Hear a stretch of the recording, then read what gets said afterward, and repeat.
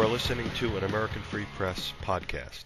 Joining me on the line are Pete Papherakles and Jim Traficant from about 20 miles outside of Bilderberg, 2013. Guys, thanks for joining us again. Nice to be with you, Dave. Good to be back with you. Now, we didn't get a chance to speak today. This is day 2 right now over where you guys are at. It's about 6 o'clock p.m. So why don't you tell the listeners about some significant things that happened today, day 2? Yeah, well, I went over there and over to the Bilderberg site, and it was very interesting because the last time we'd just briefly gone there, but this time I spent a couple of hours there. I counted about 600 people, which I thought was a pretty good-sized crowd. I don't know whether they've ever gotten that kind of crowd before. I doubt it. Yeah, and I think tomorrow is supposed to be the main day. They're probably going to have more people tomorrow. But I thought it was a pretty impressive crowd there. The crowd was what, mostly journalists or picketers or what? Yeah, there were some journalists, and not too many picketers. It was really strange, because, I had gone to the 2009 Bilderberg, and 2008 also I had visited, but 2009 I had covered and stuff.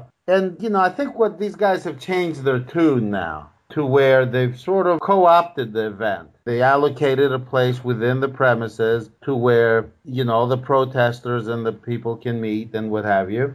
I spoke to a few officers. They were very friendly. I couldn't say anything bad about them. They're not like the Nazis here in the United States. And you see that now they have in their website, they put their own list. You don't have to run around and try to find the list and do the old Jim Tucker tactics of trying to talk to a bartender or something and have them sneak the list. They actually put the list on the website themselves. Right, if it's accurate. Well, right, yeah. We don't know how accurate it is, of course. I heard some rumors that Hillary Clinton might have actually been attending. But yeah, actually, Mark said that's almost 100% guaranteed. I guess they're trying to say, being that now the cat's out of the bag and everybody knows about Bilderberg. Not everybody, but millions of people know. So there's no sense in denying it. They're kind of looking foolish. I saw articles at The Guardian, The Telegraph, CNN had an article. When did you see CNN openly writing about Bilderberg? Right, exactly. MSNBC had an article, about Bilderberg. I didn't even look to see how many more had it, but it seems to be a regular policy change here for them to just go ahead and admit that they're meeting, but that there's nothing secretive. Right, that's the phase they're in now. Now they see there might be some commercial interest in it for them, so eyeballs are interested in it, so they'll report about it, but they're not going to say anything bad about it. I'll tell you one commercial interest.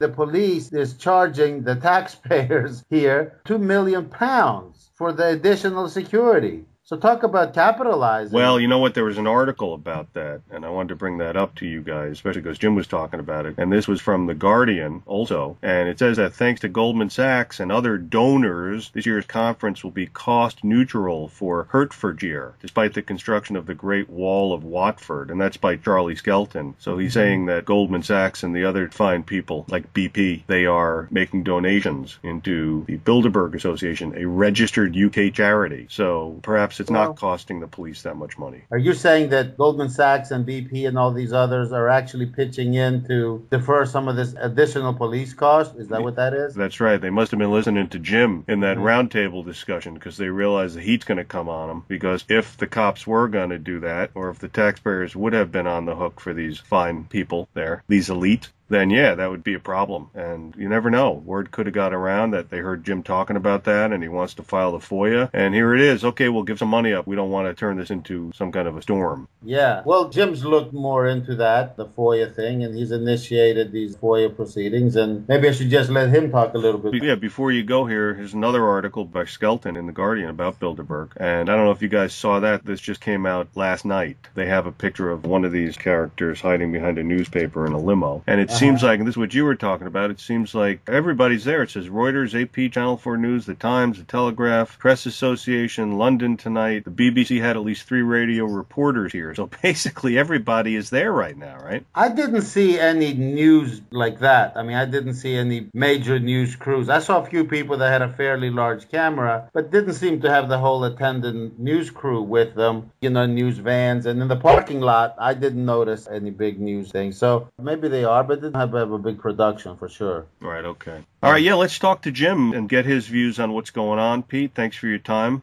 You know, Dave, I made the observation that most of the protesters seem sincere and concerned about what they consider a powerful sort of shadow government, whose activities they believe influence governments in a fashion of sort of like being the keystone of this much discussed New World Order. However, I think some of these protesters are seeking the proverbial 15 minutes of fame that now is coming along with this Bilderberg oversight. But I have a third observation.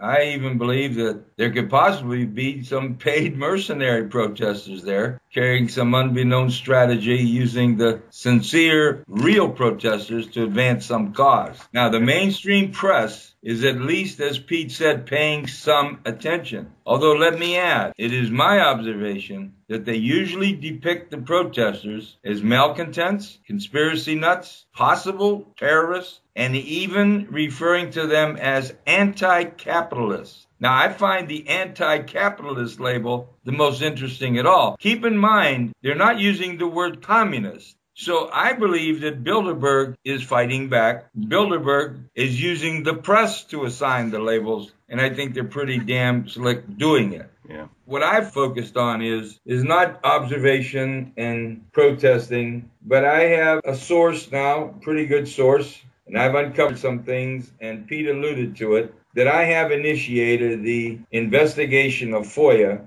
and that this investigation is legitimate by 5 U.S.C. Code Section 552. The FOIAs are in preparation. I have the first draft. Modifications are being made by an unnamed at this point and will remain unnamed law firm. Freedom of Information Act submissions will be served on the following: Department of State, Department of Education, Department of Agriculture, the CIA, Department of Defense, Department of Commerce, Energy, and Interior, the Environmental Protection Agency, the Social Security Administration, Federal Trade Commission, the Office of the Director of National Intelligence, the National Institute of Health, the Federal Communication Commission, NASA, the FBI, the Food and Drug Administration, the National Institute of Standards and Technology, Departments of Homeland Security, Transportation, Treasury, Veteran Affairs, Labor, Justice, Housing and Urban Development, the Office of Management and Budget, and even serving the White House. But what's significant now, what Pete and I have sort of been able to glean through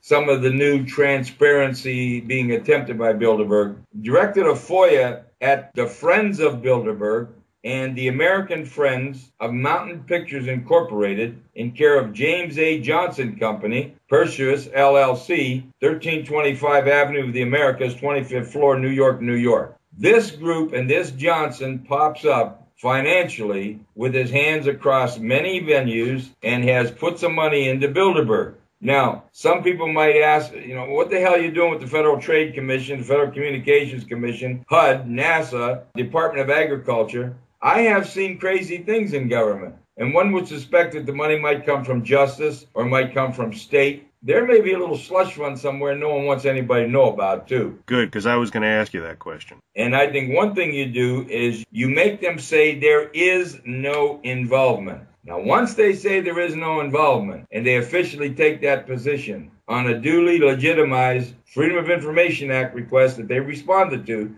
not shirked or thrown away, or in fact hid under the term of it being classified. Once they take that action, now they're on the hook. To uncover something would put them in a position where they'd have to come clean almost legally. So the first step is these FOIAs cover the last 6 Bilderbergs, which includes 2 of them on American soil in Chantilly, Virginia. So this is where you go. This scheme brought down the government in the Deminick matter and brought this guy home from death row. Even though everyone in the government, every agency, threw it in the wastebasket, hid behind classified, they were ultimately fell asleep, and Department of State, so big enough to handle know the right hand's doing, complied with the FOIA, and bingo, the guy was legitimately proven to be not Ivan and brought home. I've thought about that many times and thought about there aren't too many people around who could take claim for actually saving somebody else's life by using the law. That's a huge thing. And of course, this thing is nothing compared to what you did for him. But nonetheless, using it to flesh out these critters is most welcome. And I, for one, am glad you came up with that. And I hope that we can do another update tomorrow, day 3. There's one point, Dave, I want to make real quick before I close. Yes. That I've discussed with Pete. I could have got 3,000 Ukrainians from all over America and protested and picketed